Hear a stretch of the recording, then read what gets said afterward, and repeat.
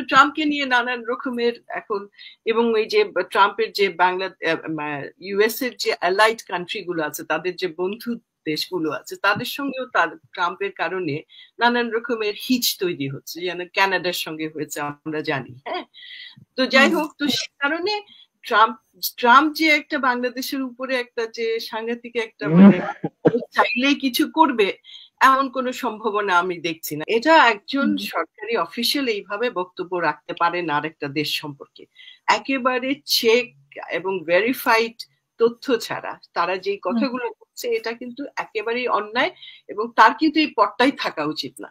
সে যদি পক্ষপাত দুষ্ট হয়, যে কোনো একটা দেশের সরকার যদি, সরকারের প্রতিনিধি যদি পক্ষপাত দুষ্ট হয় এবং ভিত্তিহীন তথ্যর ভিত্তিতে মন্তব্য দেয়, তার কিন্তু চাকরিটাই থাকা উচিত না।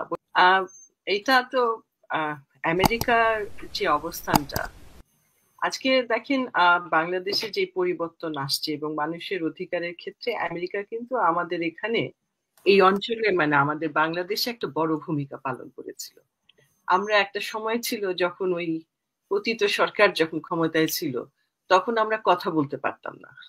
কথা বললেই আমাদের বিরুদ্ধে নানান রকমের মানে কেস চলে আসতো, নানান রকমের প্রহসনমূলক আমাদের বিরুদ্ধে অনেক কিছু দাঁড়িয়ে যেত আমাদের। তার জন্য তারা কিছু নতুন আইনও করেছিল। তো আমেরিকা যেদিন থেকে আমাদের এই একটা স্ট্যান্ড নিল বাংলাদেশের পক্ষে যে মানুষকে গণতান্ত্রিক অধিকার দিতে হবে, সেদিন থেকে কিন্তু বিরোধী দলরা আপনার পাবলিক মিটিং, কথা বলার সেই সুযোগ সুবিধা পেল, মিটিং করলো। তো আমেরিকার একটা অবদান সবসময় ছিল। তো হঠাৎ করে যখন রেজিম চেঞ্জ হলো, এখন হচ্ছে কি আপনাকে বুঝতে হবে ট্রাম্প প্রশাসনের ব্যাপারটা।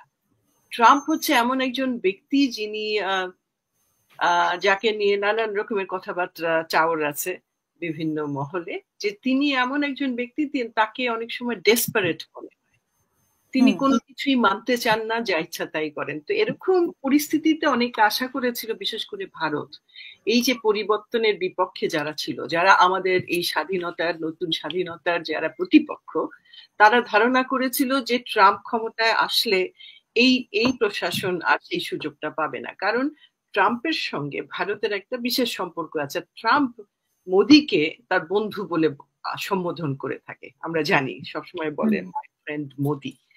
তো এই কারণে অনেকে আশা করেছিল যে ট্রাম্প আসলে হয়তো সবকিছু ওলট পালট হয়ে যাবে এবং ভারত একটা আলাদা লেভারেজ পাবে। কিন্তু হলো কি, যে ট্রাম্প আসার পরে দেখা গেল এই জিনিসটা সেভাবে হচ্ছে না। এবং মোদি যখন ট্রাম্পের সঙ্গে দেখা করতে আসলো আমেরিকাতে, তখন দেখা গেল মূল বিষয়বস্তু ছিল মোদির বাংলাদেশ, এবং ট্রাম্পের কাছে বাংলাদেশকেই সে ফিরিয়ে যাচ্ছিল। আগে যেমন ওই যে আমাদের কাগজি ভাই বলছিলেন একটু আগে, যে ওই আমেরিকা, ভারতের চোখে দেখা হতো বাংলাদেশকে, বা এক ধরনের ভারতের জিম্মায় যেন ছিল পুরো রিজিনটা। তো সেই পরিস্থিতি আর নাই। তো যখন ট্রাম্প যখন অনেক, মানে যখন মোদি যখন ট্রাম্পকে বলছিল, তখন ট্রাম্প কিন্তু এক পর্যায়ে তার স্বভাব সুলভ মানে স্বভাব সুলভ ইয়েতে উনি বলে দিল যে ঠিক আছে, যাও, বাংলাদেশ তোমাকে দিয়ে দিলাম। কিন্তু এটা যে একটা নিছক ছেলে খেলা একটা বুঝ দেওয়ার জন্য বলেছিল, এটা কিন্তু মোদি বুঝতে পেরেছে। কারণ সে কোনো কমিটমেন্টে যায় নাই তখন, তাই না? সে বলেছে যাও, দিয়ে দিলাম। তার মানে তার কোনো কমিটমেন্ট ছিল না, যার জন্য মোদির যে ফেসিয়াল যে এক্সপ্রেশনটা ছিল, খুব, মানে আমরা দেখেছি তার যে চেহারাটা কালো হয়ে গেছিল, মুখটা খুশি ছিল না। তো যাই হোক, তো আমেরিকার ব্যাপার হচ্ছে কি, আমেরিকায় যে প্রশাসনিক যে স্তরগুলো আছে, এগুলো কিন্তু বিভিন্ন ভাবে কাজ করে। একটা প্রেসিডেন্ট বলে দেওয়ার পরেও তো যেটা করতে পারে, প্রেসিডেন্ট এক্সিকিউটিভ অর্ডার দিতে পারে, যেটা আমরা জানি যে ট্রাম্প নানান রকমের এক্সিকিউটিভ অর্ডার দিয়েছে, যেটা আবার প্রোটেস্টেড হচ্ছে, যেটা আবার কোর্ট পর্যন্ত যাচ্ছে, তাই না? তারা এমন ফান্ডামেন্টাল জিনিসে ট্রাম্প হাত দিচ্ছে, যেমন ধরেন সোশ্যাল সিকিউরিটি, মেডিকেড, এগুলো হচ্ছে এখানকার ফান্ডামেন্টাল রাইটস এর একটা অংশ, সেগুলোর মধ্যে পর্যন্ত সে হাত দিচ্ছে। তো ট্রাম্পকে নিয়ে নানান রকমের এখন, এবং এই যে ট্রাম্পের যে ইউএস এর যে অ্যালাইড কান্ট্রি গুলো আছে, তাদের যে বন্ধু দেশগুলো আছে, তাদের সঙ্গেও ট্রাম্পের কারণে নানান রকমের হিচ তৈরি হচ্ছে, যেন কানাডার সঙ্গে হয়েছে আমরা জানি। হ্যাঁ, তো যাই হোক, তো সে কারণে ট্রাম্প যে একটা বাংলাদেশের উপরে একটা যে সাংঘাতিক একটা, মানে চাইলেই কিছু করবে এমন কোনো সম্ভাবনা আমি দেখছি না। এবং ওই যে তুলসী গাবার্টের কথা যদি বলেন, সে কিন্তু আগেও কিন্তু আমরা একটা ভিডিও দেখেছিলাম, সে কিন্তু আগেও এই কথাগুলো বলেছে। মানে সে যখন এই পদে আসেনি, সে নিরাপত্তা পদের যখন প্রধান হয়নি, তখনও কিন্তু গোয়েন্দা সংস্থার প্রধান হয়নি, তখনও কিন্তু সে এরকমই একটা উক্তি করেছিল। আমরা দেখেছি তার উক্তিটা, ভিজুয়াল আছে। এখন তো সে ইন্ডিয়া মানে গোয়েন্দা সংস্থার প্রধান হয়েছে, তো কোনোভাবে সে বাংলাদেশের বিপক্ষে কাজ করার কোনো সুযোগ আছে কিনা? এবং সে ইন্ডিয়াতে অবস্থান করছে বিভিন্ন গোয়েন্দা সংস্থার সাথে। সেখানে হ্যাঁ, বলা হচ্ছে যে অজিত দোভালের সাথেও তার মিটিং হওয়ার কথা। আমি জানি না ইতিমধ্যে হয়েছে কিনা। হবে, কারণ তার কাউন্টার পার্ট তো হবে, হুম। তার সঙ্গে মিটিংও হবে, কারণ তার কাউন্টার পার্ট হচ্ছে অজিত দোভাল। তো আমরা বুঝতে পারি যে এটার জন্য কিন্তু আমাদের এক ধরনের একটা আমাদের জন্য একটা সংকেত হতে পারে। কারণ এই মহিলাটা বিশেষভাবে সে এই যে দেখেন তথ্য যেগুলো দিয়েছে সে ইন্টারভিউতে, এনডিটিভি না, ওই যে ভারতীয় মিডিয়াতে হ্যাঁ, যে, এনডিটিভি। সেখানে সে বলেছে যে এই তথ্যগুলো দিয়েছে সবগুলো ভিত্তিহীন এবং মিথ্যা, কিন্তু প্রমাণিত। কারণ আমেরিকার তো বাংলাদেশে একটা অফিস আছে, সেখানে তারা তথ্য সংগ্রহ করে। তো সে যে বক্তব্যটা দিয়েছে তার সঙ্গে যে আমেরিকার যে এম্বাসির যে তথ্যগুলো, তার ক্ল্যাশ, সংঘাতমূলক হয়ে গেছে, তাই না?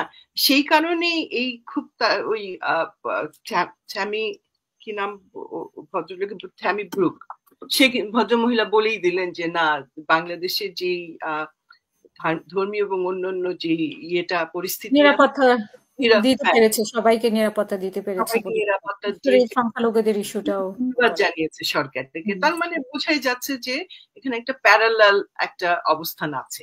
প্যারালাল হচ্ছে, যেহেতু ওই ভদ্রমহিলা তুলসী গাবের যেহেতু একজন হিন্দু বংশোদ্ভূত বলা যায়, তো হিন্দু ভারতের সঙ্গে তার একটা টাই আছে। এবং আমরা জানি, যেটা আমরা আমার পূর্ববর্তী বক্তা বললেন, যে ইসকনের সঙ্গে তার সম্পর্ক ছিল আগে, সুতরাং সে সেই লাইনেই কথা বলছে। এবং এটা খুব দায়িত্বহীন, এটা একজন সরকারি অফিসিয়াল এইভাবে বক্তব্য রাখতে পারে না আরেকটা দেশ সম্পর্কে, একেবারে চেক এবং ভেরিফাইড তথ্য ছাড়া তারা যেই কথাগুলো বলছে, এটা কিন্তু একেবারেই অন্যায়।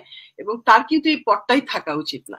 সে যদি পক্ষপাত দুষ্ট হয়, যে কোনো একটা দেশের সরকারের প্রতিনিধি যদি পক্ষপাত দুষ্ট হয় এবং ভিত্তিহীন তথ্যের ভিত্তিতে মন্তব্য দেয়, তার কিন্তু চাকরিটাই থাকা উচিত না বলে আমি মনে করি। এবং আমাদের পক্ষ থেকে আমরা মনে হয় এই এই এই বিষয়টা মানে যথেষ্ট, হ্যাঁ। সরকারকে জানিয়ে দেওয়া দরকার যে সে দায়িত্বহীন বক্তব্য দিচ্ছে, এবং এমন একটা জায়গায় গিয়ে, ভারতে গিয়ে সে বাংলাদেশের বিপক্ষে দায়িত্বহীন বক্তব্য দিচ্ছে। এটা কিন্তু অফেন্সিভ, এবং we should take it up from there.